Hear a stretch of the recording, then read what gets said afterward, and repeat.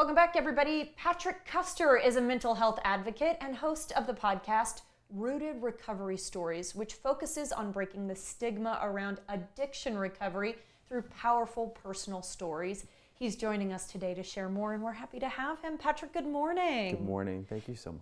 Thank you for joining us. Let's talk a little bit, if we can. Unfortunately, we don't have 4 hours to do so, but in maybe just a minute or so, your journey with mental health. Oh my gosh. I'm a consumer myself, and the ability to access services has been something that has not only saved my life, but made it possible for me to find peace and joy, connection with other human beings, and a desire to live life to the fullest.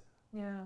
And access to those resources is not always known, not always well advertised, sometimes difficult to get a hold of. Right. This can be a big difference. So in the United States, the last big research study done, I think it was in 2023, 56% of adults that have a mental health disorder were not able to access therapy or treatment. Oh my goodness. Well, and I'll tell you, the personal struggle for me is also finding a good provider, finding a provider that fits your needs, kind of thing.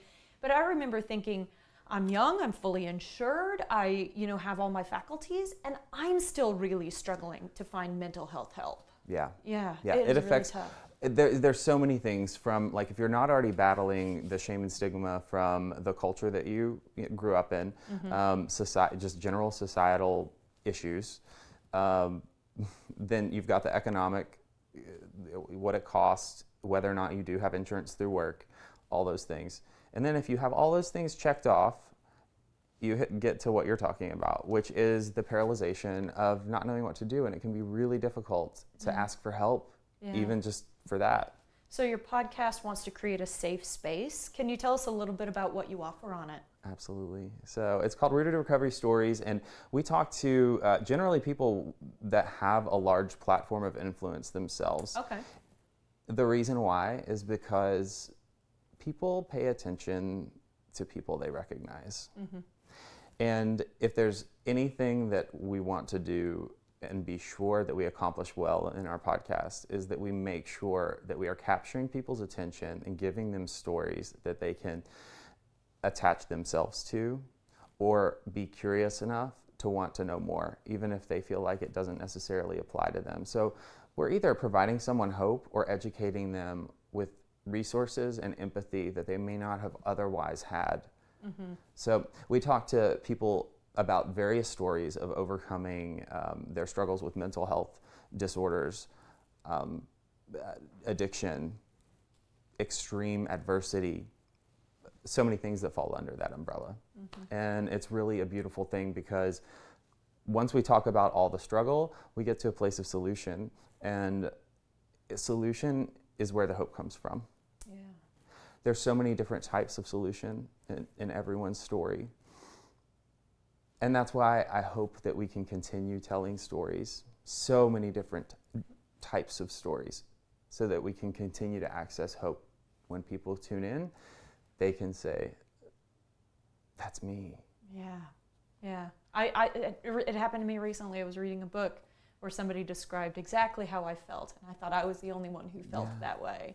So to be able to hear something like that, it's wonderful. Can you touch on maybe just some recent guests that you've had and some that you're looking forward to? Yeah, we recently just did our first live show at Soho House, Nashville, at their theater with Charles and Cassie Kelly. Charles is the lead singer of Lady A. Oh, wow, yeah. The country group, and his story is just so profound. But something that was really special that we got to do was highlight the journey of recovery together as a couple and family, and Cassie's story. So something that I think is an interesting statistic and equally as sad, and I go back for just a second, 5.6% of individuals, they say adults 12 years and older in the United States that need treatment actually access it for addiction or need help. 5.6%, that's so low. So low. And that is, the total number of that is just under 29 million. Okay. So if that gives you perspective at all of the need and the access. So you've got that, right? Then you take the understanding that addiction is a family disease, meaning it affects everyone, whether everybody plays a role and everybody's affected, right? Of that, 20% of people who actually get sober or are working on sobriety have family members that jump in and participate in the healing process themselves.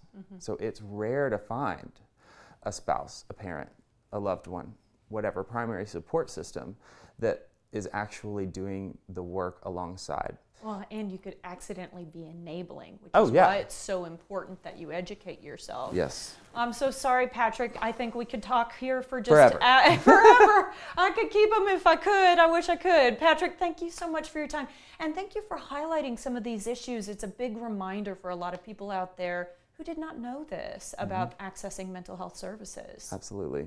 Okay, thank you. Tune into Patrick's podcast, y'all, Rooted Recovery Stories, to learn more. You can listen on Spotify, Apple Music, or wherever you get your podcasts. Stay with us. We'll be right back.